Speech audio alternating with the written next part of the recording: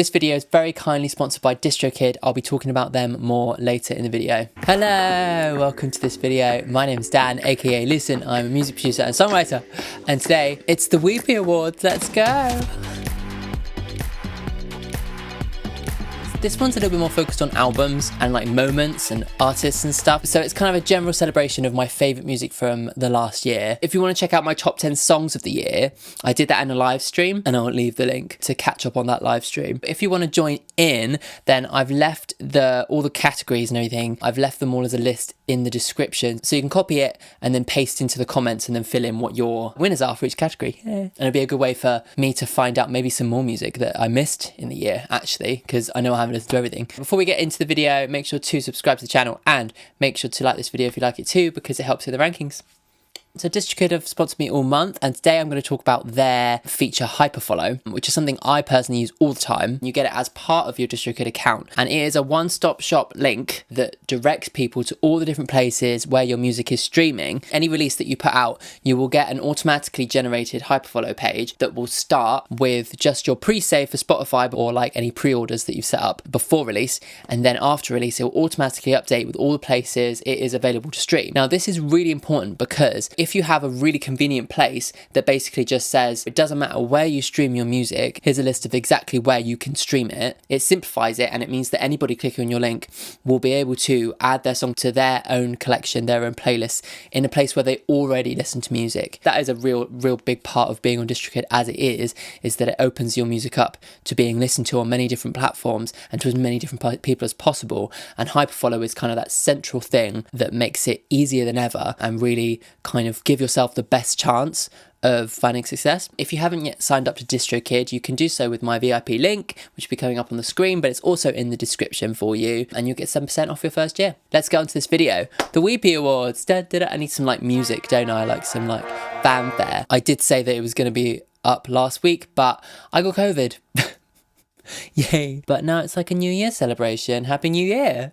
I think a really good category to start off on my channel as a singer-songwriter is Best Lyrics of the Year. So this is going to be the album that had the absolute best lyrical content of the year outside of everything else. This is just solely on lyricism and poetry. And the nominations are Sour, Olivia Rodrigo; 30, Adele; Blue Banisters, Lana Del Rey; Red, Taylor's version, Taylor Swift. And the award goes to, I need envelopes, don't I? Blue Banisters by Lana Del Rey. The thing that impresses me the most about her music is the poetry. I think sometimes poets can use their words to almost kind of hide the true meaning of what they're trying to get across in this kind of beautiful lyricism and maybe obscure the truth a little bit. But with Blue Banisters, she manages to be extremely poetic still, but also extremely vulnerable with us. So that's why for me it's the best lyric of the year, is because her poetry is incredible, but she also managed to tie in a level of real intimacy into those lyrics as well. Okay, so the next category is the best boptastic album of the year. And this is the album that had the most kind of hits on it for me. The nominations are Montero, Lil Nas X; Sour, Olivia Rodrigo; and Equals, Ed Sheeran. Drum roll. The winner is Sour, Olivia Rodrigo. This album was so fabulous, and such a great start from such a young songwriter, and it really did feel like kind of hit after hit. You know, there were so many songs on that album that could have been singles. Quite ballady still. Obviously Driver's License was the biggest one, but then I absolutely loved Deja Vu, which kind of merged the balladry with the pop. Then of course you had Good For You, which was just the biggest bop of the year in my opinion. And of course Brutal. She just kind of took it to this kind of pop punky place, which I think we've been missing since the kind of early noughties. And the next award is for Best Concept Album, where every single piece of the puzzle to do with this album has a reason. You know, there is an entire concept surrounding the album, all of its music videos, all of its imagery. And the nominations are Screen Violence by Churches, Solar Power by Lorde, and Ancient Dreams in a Modern Land by Marina. And the winner for Best Concept Album goes to Screen Violence by Churches. Ooh, that's this one. I've been a big fan of Churches for a long time, and I was really excited for them to come back. And it seems to me that they used their inspiration of being locked down, being separated, having to view the world through a screen, that kind of fear, and channeled it into an album that it's like a horror movie. The entire thing, if you can see the album cover, it's a hand like reaching out through the screen. It's like The Ring or something, you know, even like on the back it all looks like movies. And then of course the live performances and the music videos and stuff, they all kind of came across like this kind of glitchy kind of 80s, a lot of horror movie tropes in all the visuals. And actually I've seen pictures of their live show and stuff, she comes out covered in fake blood. It's like a whole thing. And then of course the actual songs, you've got songs like Violent Delights, like Creeping Anxiety, and comparing it to a horror movie. There's Final Girl, which compares Lauren the singer to like the final girl in a horror movie. You've got He Said She Said, which is like a modern feminist horror movie where she's going through all the kind of horrible shit that boys have said to her in relationships in the past, talking about gaslighting and talking about double standards and things like that. And it all just kind of culminates in this album and this experience, an entire experience. And the next award is for Best Vocal Performance. This isn't the album, but like the moment of the year, basically. It could be attributed to a live performance. It could be attributed to, you know, a specific song. So the nominations are Adele for her recording on YouTube of To Be Loved. Adele for Easy On Me, on the One Night with Adele on ITV. Adele, I Drink Wine, just the song itself. And the winner is Adele. But the winner is To Be Loved. So if you haven't seen this video, I'll link it. The video is so bad quality. I think it was like, I heard her talk about it, one of her only performances of this song. It was kind of just after she just wrote it. This original video does harness that emotion in such a raw way, to the point where she is absolutely belting it, and like it is peeking out the poor microphone on her iPad or whatever it is.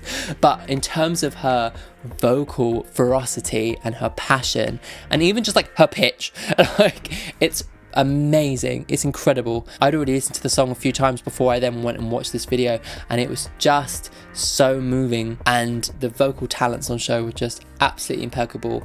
She's just phenomenal, a phenomenal singer. She was the only person who I could give that to this year. To be loved and love at the highest count. So, the next award is for Best Music Production. So this is the album that has the most creative, almost sometimes for me it's just the slickest music production. And the nominations are Blue Weekend, Wolf Alice, Screen Violence, Churches, Happier Than Ever, Billie Eilish, 30, Adele, and the winner is Happier Than Ever by Billie Eilish, of course.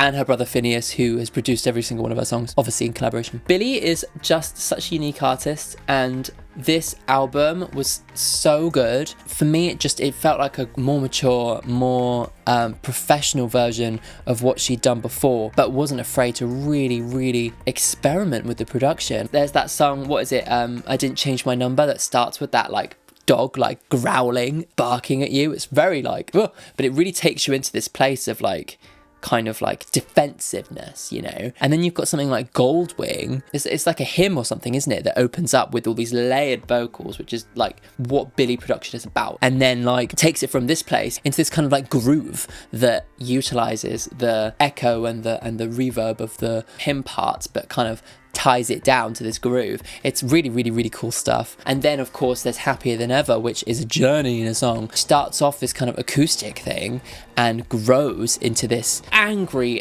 rock song that is so powerful. And I think that it's a testament to the music production, that this dynamic throughout the song that takes you to that place, so that when it goes into that unexpected crescendo, it just slaps you around the face.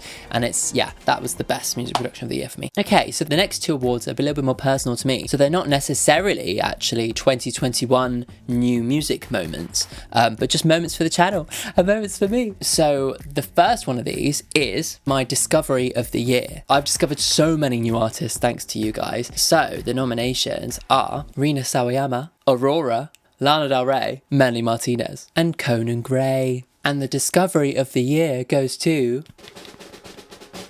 Lana Del Rey. So this was quite a difficult one because I love all 4 of these artists now. But for me, like, there was just such a huge well of untapped music because I'd never listened to Lana Del Rey properly before.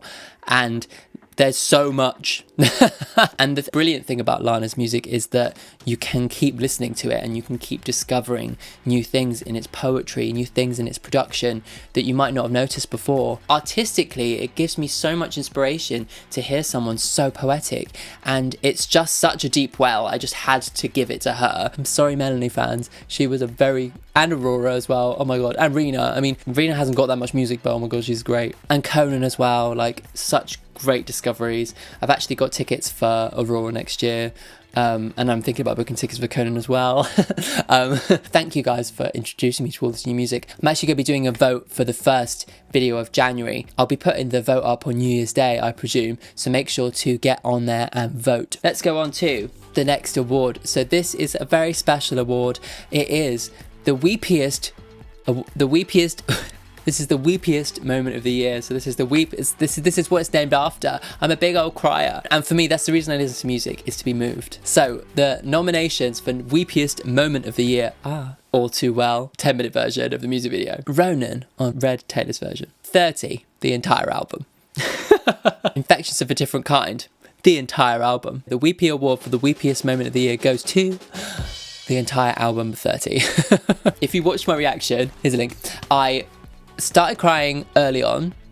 I mean, I cried when I first heard Easy on Me. Oh my god, I was sobbing in My Little Love. It was just, though, it was the voice notes, the therapy sessions that really got to me. I took a little bit of a break from crying for a few songs in the middle, but then went full on back into crying mode for Hold On and To Be Loved, which are just these most incredible, moving, emotional ballads that I just couldn't, I couldn't hold the tears back.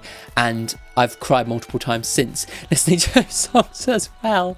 So yeah, Weepiest Moment of the Year. It's just such a big old cry. Okay, now for the big ones. Okay, so this next award, the next Weepy Award, is for Artist of the Year. And the nominations are Adele, Olivia Rodrigo, Wolf Alice, Taylor Swift. And the Weepy Award goes to Taylor Swift. The reason I went for Taylor Swift above all these other artists who have done incredible work this year is because of what Taylor is standing for. If you've been living under a rock, the rights to her master recordings for her first 6 albums, they were bought out by Scooter Braun and his company, and then they were sold on and not made available for Taylor to buy. And so Taylor said, right, if you're going to try and squeeze me out my music, I'm going to do the ballsiest thing ever. I'm just going to re-record all of them and make such a massive fanfare out of it. And for me, it's just such a kind of good lesson to pass down to like up and coming artists, to respect your own work and not to sell yourself out and sign contracts where you don't have control or partial control, or I know it's the standard, but she's kind of starting a revolution in artists owning their own music, and it's an incredibly inspiring thing, and she's going where no one's gone before, and she's taking the industry head on. Not only has she done that, but she's done it with like brilliantly. She released both Fearless, Taylor's version, and Red, Taylor's version this year. She even like revealed these From the Vault songs that should have been on there originally but got cut, so we got even more new music. But with Red, it was already one of my favourite Taylor albums, and she just brought an extra level of polish to the production, to her vocals. She did the 10-minute version of All Too Well finally, and she added more From the Vault tracks. Basically, she's just been giving the Swifties everything they've ever wanted, and in the meantime taking back her ownership of her own music, and for that reason she is the Artist of the Year for me. Artist of 2021. And so we come to the biggest award. This is the Weepy Award for Album of the Year. So I'm going to be doing a runner-up and a winner, and these 2 albums were the best all-round albums, the most inspiring, the most interesting, the most different, the most moving albums of the year. And the nominations are Scream Violence by Churches. Oh yeah, they're all on the back wall. Red, Taylor's version. Blue Weekend by Wolf Alice. 30 by Adele. Sour, Olivia Rodrigo, and Happier Than Ever by Billie Eilish. I need to get those on vinyl too. And the runner-up for Best Album of the Year goes to Blue Weekend by Wolf Alice. So Wolf Alice are an indie rock band from North London. I'm in North London. I haven't been able to leave my house in a week, but I'm in North London apparently. I was introduced to them by my best friend Ash, and I was like, I'm not sure if I'd be into them. They're quite rocky. What I realised when I listened to them is that just calling them a rock band or an indie rock band is just not giving them enough credit. Oh, fuck. They just have such an incredible attitude towards music. They follow the direction that the music takes them. And yeah, they do have a sense of this indie rock band. So that does definitely anchor them and makes their sound feel cohesive. But because of their attitude towards songwriting and song creation, they take their music in so many different incredible directions, and every single album that's come out from them has just got better and better and better. It's like they've become more and more confident in their vision, and with Blue Weekend they just managed to create these songs that have a real sense of awe, excitement and drama and passion and romance and melancholy. The album goes from one place to another, but somehow it's just so cohesive. There is their typical kind of screamy rock song, which they always have on every single album, but then just before that they have a 3-part harmony, Safe from Heartbreak If I Never Fall in Love, which is sad and melancholy but has this beautiful layered harmony to it. And then you have Delicious Things, which is just creates this huge beautiful picture. The thing that is absolutely best about Wolf Alice, and really is key to a Wolf Alice song for me, is the dynamics. And How Can I Make It Okay was one of my best songs of the year. The changing dynamics in the song recontextualize the lyrics. The central lyric, How Can I Make It Okay, starts off quite tentative, and as the dynamic builds, the context changes, and suddenly How Can I Make It Okay is this scream into the sky, desperation. How can I make it better for you? How can I make it okay? And it's just perfect. Yeah, it's my second best album of the year. Only missing out to one, because this one other album was for me the most moving album of the year. It was the most anticipated album of the year for me, and I was worried that it wasn't going to live up to my expectations, but when I finally listened to it I realised I should never have doubted her, because 30 was never going to be anything but incredible, and that is my album of the year, is 30, which is not a surprise. I think for me the reason that makes 30 the album of the year is this pulling together of not only production, songwriting, lyricism, all those things, but her attitude and her maturity and seeing where she's come from. And the story of her divorce, which is kind of loosely what this album is about, she starts off somewhere saying, okay, I'm ready to dive in, I'm ready to let go of the past, I'm ready to move on. And then the album itself is that process. And she doesn't hold anything back. She makes ballads that are 7 minutes long just because they want to be, and each song therefore feels like it's given its own space, its own time, its own place to breathe and become its own entity and its own part of the journey. It starts off with Strangers by Nature, which is this incredible jazz arrangement, and she says I'm ready to go. Then she kind of sets her manifesto with Go Easy on Me, and then moves on into the real weeds of it with My Little Love, where she is really just trying to explain how she feels. She goes through levels of finding new people, being angry at herself, not being able to move on, not being able to let go, and finally finding some self-acceptance and hold on, and just telling herself that no matter how bad it gets, she still has the people around her. The people who her friends actually recorded were the choir in that song, telling her to hold on. And then To Be Loved is just her letting all of her demons out. And she ends it with Love Is a Game, where she kind of has this kind of wink and a nod to how she now feels about love and how she feels jaded, but she knows that she'll do it all again. It just sums up a journey of somebody going through something horrible and learning from it, and it just does it so beautifully, so beautifully. We are finally now seeing into Adele herself, and I think for me that's why this album is the album of the year, because it's finally revealing to me, fully revealing this artist who I've loved for so many years. Cool. Well, there you go. Of course, if you disagree with me, make sure to let me know in the comments. As I said, you can copy and paste all of the nominations. They'll be in the description. And I'd love to discover what your favourite albums of the year are. And then maybe I can listen to them and discover some new music. And then maybe they'll be in next year's Discovery of the Year. Who knows? yeah, to make sure to do that. I just want to take this little moment to say thank you to everyone who supported me this year. It's been absolutely bonkers. My channel has just exploded. This time last year I was like, woohoo, 1,000 subs, and now I'm looking at 14,000. Just so bonkers, doesn't it? So thank you for everybody who supported the channel, and happy new year. Actually, in the new year I'm going to be broadening my horizons slightly more. I will still be doing my reactions, but I really want to test the waters with some new kinds of videos, so keep an eye out for new and exciting different styles of video that are all about songwriting, and will hopefully give you a little bit more of an insight into me as well. Thank you so much for tuning in. I'll see you next year. Bye.